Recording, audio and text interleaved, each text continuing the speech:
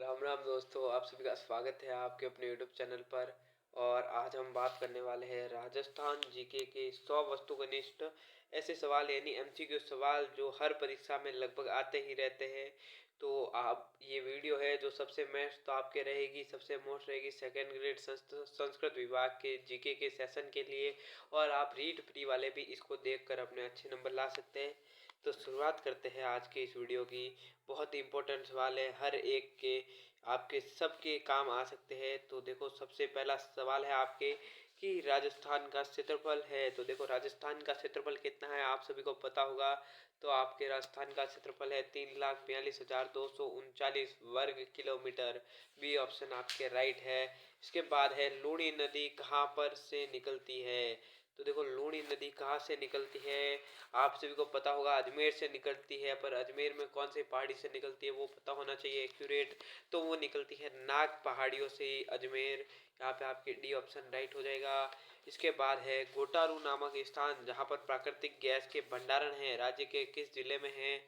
तो देखो, जो आपके गोटारू नामक स्थान है वहाँ पर प्राकृतिक गैस के भंडारण है वो आपके जैसलमेर में है। जैसलमेर सी ऑप्शन, स्वर्ण नगरी। इसके बाद है कि उदयपुर ने जैसलमेर उदय सिंह ने उदयपुर की स्थापना कब की थी। तो देखो, उदयपुर की स्थापना कब हुई और किसने की थी, उदय सिंह ने। तो उदयपुर स्थापना हुई थी 1559 ईस्वी में। ये सभी सवाल बहुत महत्वपूर्ण हैं, कई बार परीक्षाओं में आए हुए हैं, इसलिए मैं आपको बता रहा हूँ। और चैनल पर नए हैं तो चैनल को सब्सक्राइब कर दीजिए, क्योंकि हमारे चैनल पर रीड प्री से लेकर पूरी क्लासें हर रोज आती रहती है। तो देखो, अगला सवाल है कि मुर्दों का टीला नामक पुस्तक के लेखक कौन है। तो मुर्दों का टीला है जो आपको पहले तो आपको ये पता होना चाहिए किसे कह सकते हैं। तो देखो, मुर्दों का टीला मोहन जोदाड़ो को भी कहते हैं, मोहन जोदाड़ो सभ्यता, जिसे मुर्दों को टोला टीला भी कहा जाता है। और जो आपके मुर्दों का टीला है वो किताब आपके लिखी थी रांगे राघव ने। इसके बाद है कि रीको का मुख्यालय कहाँ पर है। तो देखो, रीको जो आपके इंडस्ट्रियल एरिया है राजस्थान का, रीको RICO, जो आपके उसका मुख्यालय कहाँ पर है, जयपुर में। इसके बाद आपके अगला सवाल है कि कालीबंगा का उत्खनन कार्य किसने किया था। तो देखो, कालीबंगा का उत्खनन कार्य किसने किया था। तो देखो, कौन से है यहाँ पर। तो कालीबंगा का जो आपके उत्खनन किया था वो किया था बीवी लाल ने कालीबंगा का उत्खनन कार्य किया था। और बीबी लाल और थापर ने उत्खनन कार्य किया था। और जो आपके अमलानंद घोष है उसने कालीबंगा की खोज की थी। इसके बाद है अलाउद्दीन की मस्जिद किस स्थान पर है। तो अलाउद्दीन की जो आपके मस्जिद है वो आपके पड़ती है, तो वो पड़ती है आपके जालोर जिले में। इसके बाद आपके अगला सवाल है कि राजस्थान में परमाणु ऊर्जा केंद्र कहाँ पर स्थित है। तो देखो, राजस्थान में परमाणु ऊर्जा केंद्र कहाँ पर स्थित है, रावत भाटा में, बरसिंगरसर में, जहाजपुर में या पालना में। तो देखो, जो आपके राजस्थान में परमाणु ऊर्जा केंद्र है वो है आपके रावत भाटा। रावत भाटा आपके राइट आंसर हो जाएगा। इसके बाद है कौन सा ऊंट सर्वाधिक श्रेष्ठ होता है। ऊंट की नस्ल दे रखी है, कौन सा ऊंट सर्वाधिक श्रेष्ठ होता है, नागौरी, बीकानेरी, कच्छी, अलवरी, नाचना। तो देखो, नाचना होता है ना जो सबसे श्रेष्ठ इसकी किस्म या नस्ल मानी जाती है। इसके बाद है राजस्थान में केंद्रीय सरकार द्वारा संचालित परिसंचालित कारखाना है सॉल्ट वर्कर्स डीडवाड़ा रावली स्वचालित वाहन लिमिटेड, या हिंदुस्तान जिंक लिमिटेड उदयपुर, या गंगापुर शुगर मिल्स। तो देखो, केंद्र सरकार द्वारा जो संचालित कारखाना है वो है आपके हिंदुस्तान जिंक लिमिटेड उदयपुर। इसके बाद आपके अगला सवाल है कि राष्ट्रपति प्रणब मुखर्जी ने 21 जनवरी 2014 को राजस्थान के किस शहर को स्लम मुक्त बनाने के बेहतर प्रयोग के लिए सम्मानित किया। तो देखो, स्लम मुक्त बनाने के लिए प्रणब मुखर्जी ने किस शहर को सम्मानित किया था। तो वो किया था आपके अजमेर को। अजमेर राजस्थान का हार्ट कह सकते हैं आप। इसके बाद है क्षेत्रफल की दृष्टि से राजस्थान का भारत में कौन सा स्थान है। तो देखो, क्षेत्रफल की दृष्टि से पहला है। और आपको पता ही है क्षेत्रफल क्या है, 3,42,339 वर्ग किलोमीटर। और जो आपको जनसंख्या की दृष्टि से पूछे तो वो है आपके 7वां नंबर। ये भी आपको याद रखना है। बाद में है कि निम्नलिखित को सम्मिलित कीजिए, हर्षनाथ का मंदिर, सूर्य मंदिर, मीराबाई मंदिर, ब्रह्मा जी का मंदिर। तो देखो, मीराबाई का मंदिर कहाँ पर है आप सभी को पता होगा, मीराबाई का है आपकी मेड़ता में। और ब्रह्मा जी का मंदिर है पुष्कर में। और जो आपके सूर्य मंदिर है वो है आपके आमेर में, और हर्षनाथ मंदिर है जो आपके है सीकर में। तो यहाँ पे आपके कौन सा ऑप्शन राइट होता है वो आपको देख लेना है। पहले में चौथा है, इसमें आपको देख लेना है। पहले में चौथा है तो आपके जो आपके डी ऑप्शन है वो आपके राइट हो जाएगा, यहाँ पे डी ऑप्शन। इसके बाद है कि सामेल सामेल का युद्ध 1544 में किस किस के बीच लड़ा गया। सामेल गिरी सामेल का युद्ध, गिरी सामेल का युद्ध किन किन के मध्य लड़ा गया था 1544 में। तो गिरी सुमेल का युद्ध था जो आपके शेरशाह और मालदेव के मध्य लड़ा गया था, शेरशाह और मालदेव के मध्य। इसके बाद है राजस्थान में बीड़ी बनाने का सरकारी कारखाना कहाँ पर स्थित है। तो राजस्थान में बीड़ी बनाने का सरकारी कारखाना है जो टोंक में है, जो राजस्थान की नवाबों की नगरी कहलाती है। इसके बाद है रूप कवर कांड का संबंध किस प्रथा से है। तो देखो रूप कवर कांड है उसका कहाँ से संबंध है, तो वो है आपके सती प्रथा से, सती प्रथा से उसका संबंध है। इसके बाद है पहला राजस्थान रत्न सम्मान वर्ष 2013 में किसे नहीं प्रदान किया गया। तो ये आपको याद रखना चाहिए किस किस को प्रदान हुआ था पहला राजस्थान रत्न सम्मान 2013 में। तो देखो किस किस को प्राप्त हुआ था वो आपको बता देता हूँ। तो देखो जयदेव को हुआ था, नागेंद्र हुआ था, और गौरी देवी को राजस्थान रत्न सम्मान मिला था। जो आपके राजेश मकवाणा है उसे पहला राजस्थान रत्न सम्मान नहीं अवॉर्डेड किया था। इसके बाद है किस शासक ने अपनी पुत्री का विवाह मुगल सम्राट अकबर से कराया था। आप सभी को पता होगा किसने मुगलों से अपनी बेटी की शादी कराई थी, भारमल ने। यहाँ पे आपके हो जाएगा भारमल। और अगर आप जीके की और इसी प्रकार किसी आने वाली परीक्षा की जानकारी चाहते हैं और उनसे रिलेटेड क्लासेस चाहते हैं तो चैनल को सब्सक्राइब कर दीजिए, क्योंकि हमारे चैनल पर हर रोज इनसे रिलेटेड क्लासें आती रहती है। तो आपके अगला सवाल है कि समन्वित ग्रामीण विकास कार्यक्रम कब प्रारंभ हुआ। तो समन्वित ग्रामीण विकास कार्यक्रम आपके था जो आपके हुआ था 1978-79 में। इसके बाद है सीवी रमन ने राजस्थान के किस नगर को आइसलैंड ऑफ ग्लोरी कहा। इस ऑफ ग्लोरी मतलब ये ग्लोरी का शहर है। तो किसको कहा था सीवी रमन ने, तो वो कहा था आपके आपके जयपुर को, Jaipur the pink city, Rajasthan का पेरिस कह ले आप, या गुलाबी नगरी। इसी प्रकार हवा महल भी यहाँ पर स्थित है, और आमेर का किला यहीं पे पास में है, जयपुर की जिला है। और अभी अभी अभी एक खबर आई है जिसके अंतर्गत राजस्थान के 9 जिलों निरस्त कर दिए गए हैं। अभी राजस्थान में सिर्फ 41 जिले हैं, ये आपको याद रखना है। भूगोल में बहुत फेरबदल हो रहा है राजस्थान के। इसके बाद है बिसल देव रासो के रचनाकार कौन है। तो देखो बिसल देव जो रासो है उसके रचनाकार है आपके नरपति नाला, और पृथ्वीराज रासो है उसके रचयिकार है चंद्रबरदई। और ये कितने भागों में है चंद्रबरदई की पृथ्वीराज रासो, तो ये है आपके 18 भागों में। इसके बाद है आपके अगला सवाल, निम्नलिखित में से किसे राजस्थान का गांधी कहा गया है।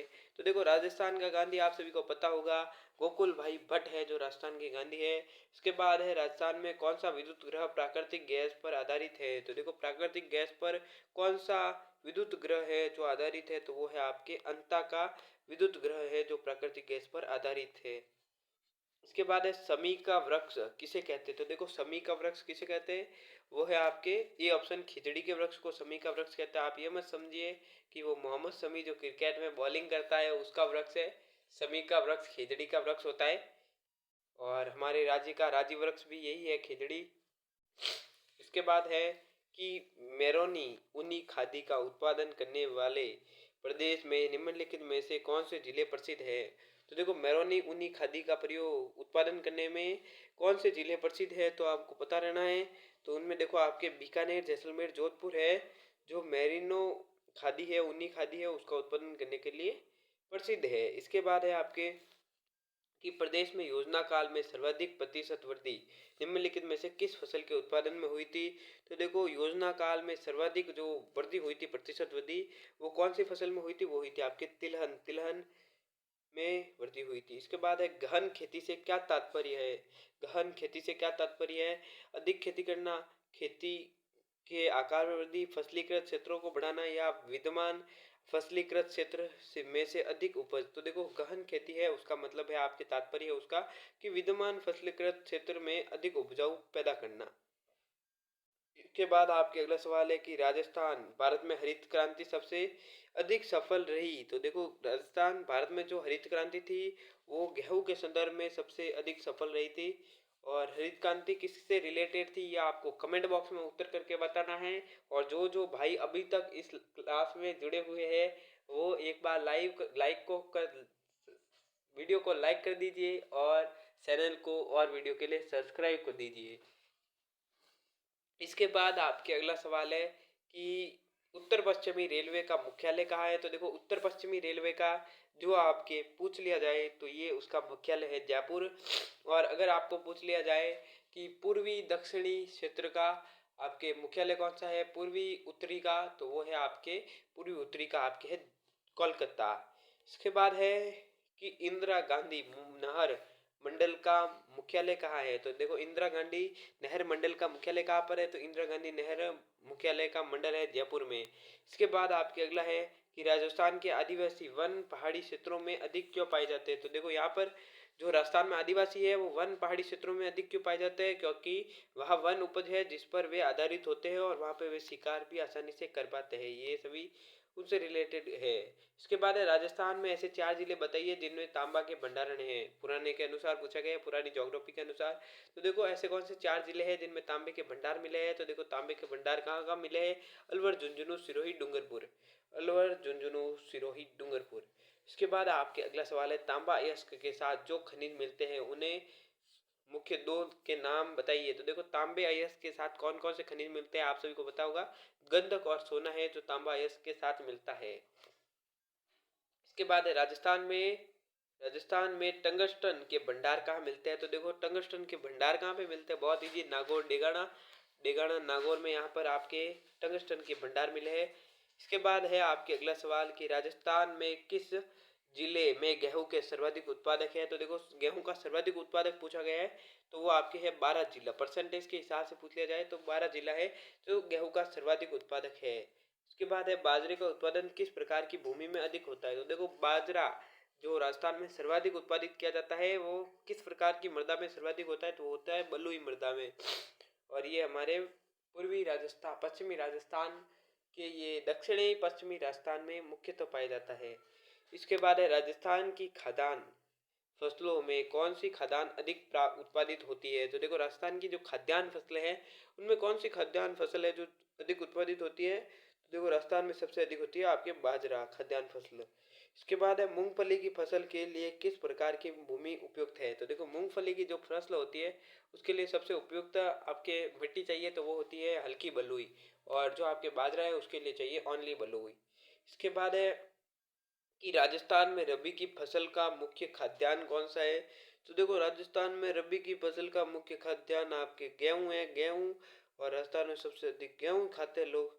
उसके बाद है इंदिरा गांधी नहर के 0 पॉइंट से निकली गई नहर का क्या नाम है। तो देखो इंदिरा गांधी नहर के 0 पॉइंट से निकली गई नहर का क्या नाम है आप सभी को पता होना चाहिए, बीरबल, लीलवा और सांगमर गोपा। तो देखो बीरबल, लीलवा और सागरमल गोपा है जो इंदिरा गांधी के 0 पॉइंट से निकली अन्य नहरों के नाम है। इसके बाद है इंदिरा गांधी फीडर नहर की लंबाई किस राज्य में सर्वाधिक है। तो आप सभी को पता होगा इंदिरा गांधी फीडर नहर की सबसे अधिक लंबाई कौन से राज्य में है, पंजाब में। और गोडावण पक्षी राजस्थान के किस क्षेत्र में पाया जाता है। और अभी हाल ही में हुई एक सर्वेक्षण में पाया गया कि राजस्थान में सिर्फ 64 गोडावण बचे हुए हैं, और गोडावण को ग्रेट इंडियन बस्टर्ड भी कहते हैं, ये भी बहुत बार पूछा गया है। तो देखो गोडावण कौन से क्षेत्रों में रहते हैं, तो आप सभी को पता होगा राजस्थान के पश्चिमी मरुस्थल में गोडावण पाए जाते हैं, अभी बहुत कम है, अभी ये लुप्त होने की कगार पे आ चुका है। इसके बाद पूर्वी राजस्थान और हरियाणा राज्य में अरावली के किस दर्रे द्वारा मरुस्थल का विस्तार हो रहा है। तो देखो पूर्वी राजस्थान और हरियाणा राज्य में अरावली के किस दर्रे द्वारा मरुस्थल का विस्तार हो रहा है, तो वो हो रहा है आपके सांबर गैप के द्वारा, सांबर गैप के द्वारा। इसके बाद है अरावली का तारागढ़ शिखर किस जिले में है। तो देखो अरावली का तारागढ़ शिखर है जो कौन से जिले में है, तो वो है आपके अजमेर जिले में। इसके बाद है चंबल नदी पर स्थित चूलिया जल प्रपात पर कौन सा जलाशय बना हुआ है। तो देखो चूलिया जल प्रपात पर कौन सा बांध बना हुआ है ये पूछा गया है। तो चूलिया जल प्रपात पर आपके राणा प्रताप सागर बांध बना हुआ है। इसके बाद है सांबर झील, सांबर झील में जयपुर जिले से आने वाली मुख्य नदी कौन सी है। तो देखो सांबर झील में सबसे मुख्य रूप से जो जयपुर जिले से आती है वो कौन सी नदी है, तो वो है आपके मिड्डा नदी।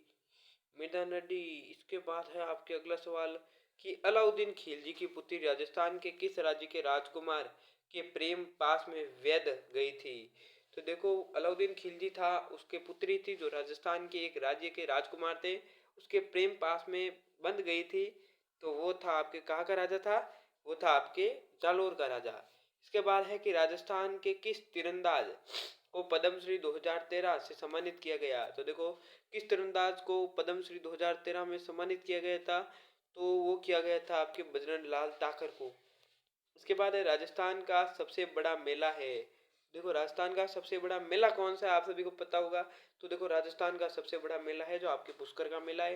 इसके बाद है आपके कि राजस्थानी संस्कृति में जहार पीर माना जाता है। तो देखो जहार पीर किसे कहते हैं, आप सभी को पता होगा। जहार पीर के नाम से जाना जाता है हमारे गुग्गा जी को जहार पीर के नाम से जाना जाता है। और रामदेव जी को आपके कौन से नाम से जाना जाता है, रामा पीर। और कौन कहाँ से मतलब मक्का या मक्का से 5 पीर आए थे जिन्होंने इनकी परीक्षा ली थी। इनके जो जाते हैं लोग उन्हें जातरू कहते हैं, और इनके जो ध्वजा ले जाई जाती है उसे नेजा कहते हैं। इसके बाद है कि राजस्थान के किस नगर में 11 अप्रैल 2013 को पहली महिला बैंक का उद्घाटन किया गया। तो देखो पहली महिला बैंक है, उसका उद्घाटन कब किया गया राजस्थान में, तो वो किया गया था आपके ये ऑप्शन जयपुर में। इसके बाद है राजस्थान एकीकरण कार्य का श्रेय किस व्यक्ति को जाता है। तो राजस्थान का एकीकरण का जो श्रेय है वो जाता है हमारे सरदार वल्लभ भाई पटेल को। सरदार वल्लभ भाई पटेल को, जिनकी नाथद्वारा में बड़ी एक मूर्ति बनी हुई है। इसके बाद है प्राण मित्रों भले ही गवाना पर झंडा न नीचे झुकाना गीत गाते समय किस स्वतंत्रता सैनिक की हत्या की गई थी। तो देखो प्राण मित्रों भले ही गवाना पर झंडा न नीचे झुकाना, ये गीत गाते गाते किसकी मृत्यु हुई थी, तो वो हुई थी नानक जी भील की। नानक जी भील की। इसके बाद है अंग्रेजी सरकार द्वारा दिया गया राय बहादुर का खिताब लौटाने वाले व्यक्ति कौन थे। देखो राय बहादुर का जो खिताब था उसे किसने लौटाया था, आप सभी को पता होगा। तो राय बहादुर का खिताब था जो आपके केसरी सिंह भारत या जमनालाल बजाज, किसने हटाया था। तो केसरी सिंह भारत थे जिन्होंने राय बहादुर का खिताब वापस लौटाया था। और आज की वीडियो में बस इतना ही, मिलते हैं अगली वीडियो में। आज का वीडियो कैसा लगा जरूर बताएं, और ऐसे ही सवालों के लिए चैनल को सब्सक्राइब करें। धन्यवाद।